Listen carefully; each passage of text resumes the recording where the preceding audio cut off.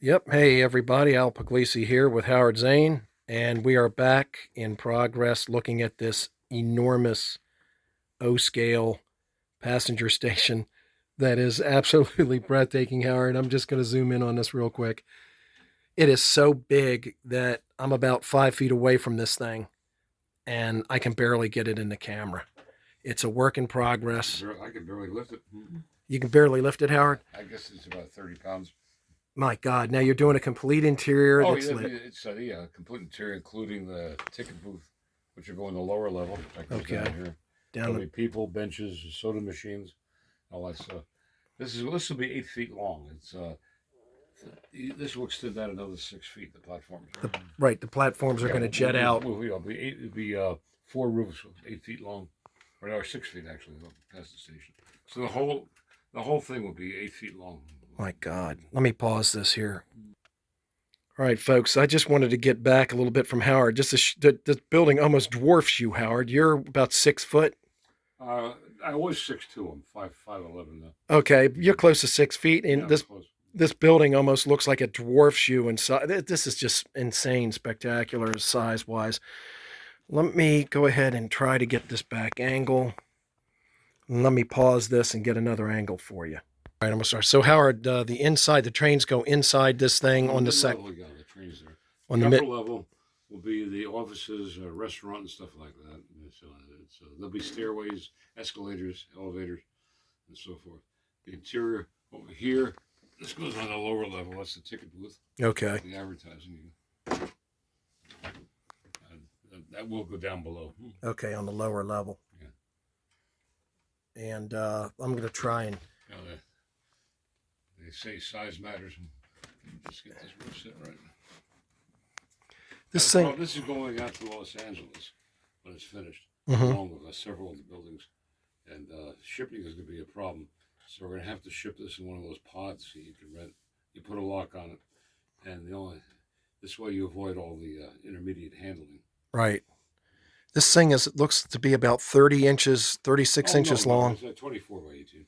Oh, it looks a lot bigger. Well, it's tall too. It's like being in a house with a tall ceiling. Right. It looks gigantic. It's not lit yet, folks. He's in the process of putting lights inside it. Let me go ahead and pause. All right, I'm taking an aerial shot here just to show you the size of it. And the car sheds that come out, or the passenger car. 4 tracks. They'll extend out 6 feet beyond the station. 6 feet beyond the station. Will be 8 feet. 8 feet long. They'll be interconnected. That'll be the sections, so we put it together and it should match up. 3. All right, Howard. Let's look at these pictures. The customers found this on the site.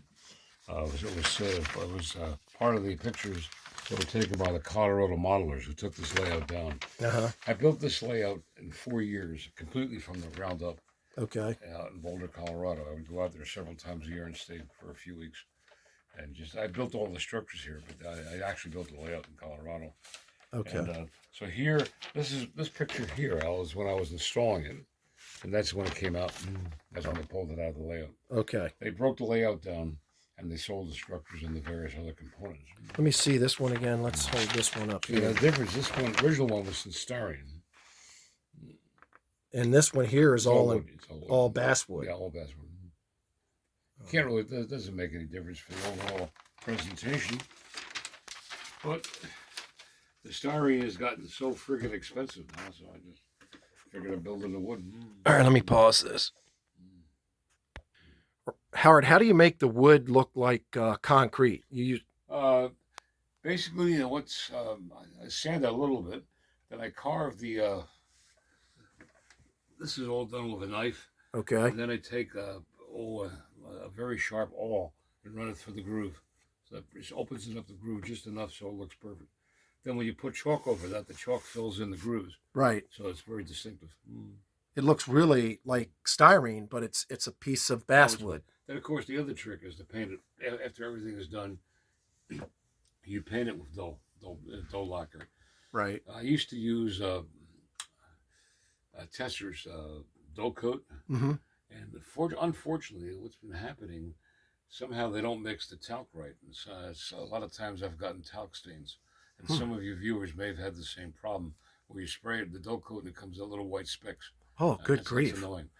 So I'm using Krylon now, flat finish, which works fine. Okay. So, It really. but when you hit the flat finish, I'm sure there are other flat finishes that are quite good. Krylon's very accessible. Right. Let me pause this here again. All right, I'm going to start the video back up here, Howard. You know, we were talking earlier about the shingles. Where in the world did the shingles on this thing come from? Well, I tried to get the Grant Line shingles, O-scale shingles, which are paper. Then I discovered that that paper is pretty common. So we bought the paper, and a friend of mine who has an electronic paper cutter cut these out. Wow. I've got enough here to build little structures for another 150 years. Good God. I should live that long. Right. And you just... Then what I do is I take like 5 or 6 at a time, like this, and just cut cut the shingles with scissors. Right. A little grooves in there, and glue them up. Yep. So it's basically almost identical to what the Grant Line used to sell. It's just not available. Yeah, because the cost to buy, if they were available, the cost to do shingles on this would be astronomical. Yeah. Let me get the cost is almost nothing on this. Wow. You can see. And this is the cupola. Now the coins on the corners, these are called coins. That's just done with an angle. These coins? Yeah, just a styrene angle. And these corbels, these are... Corbels are they're metal. They're really hard to find. They're impossible to find because the company's out of business. Man. I had those for years and years and years. Well, folks, we're going to end this. So, Howard, you were saying you're going to light this thing up with 4... the 2 levels. The dormers don't have to be lit. Right. You're going to use, what, like 14-volt lighting 14, on this thing? Bulbs, yeah. And then we'll come back on another episode. Now, I'm a dinosaur when it comes to electronics. So, I mean, I'm just using these, here, I'll show you. These grain of wheat, large grain of wheat bulbs. Okay. Incandescent. Okay. Yeah. It's I'm not a modern guy like LEDs or stuff like that. Right. I'm so damn old-fashioned. Well, they look good. Well, folks, there's going to be another episode on this as the extensions get built and as the diorama gets built. And please subscribe to the channel. It really helps me out to hit that subscribe button.